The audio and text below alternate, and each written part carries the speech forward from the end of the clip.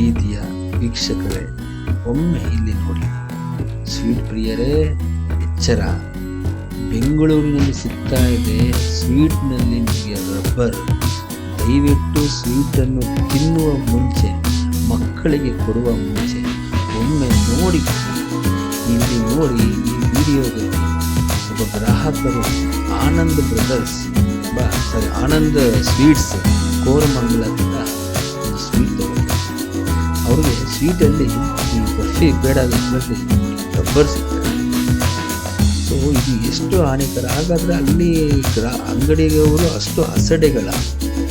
ಇದು ಕೇವಲ ಒಂದು ಸ್ವೀಟ್ನಲ್ಲಿ ಸಿಕ್ಕಿಲ್ಲ, ಇನ್ನೂ ಸುಮಾರು 2-3 ಸ್ವೀಟ್ಗಳಲ್ಲಿ ರಬ್ಬರ್ ಖಾರ ಸಿಕ್ಕಿದೆ.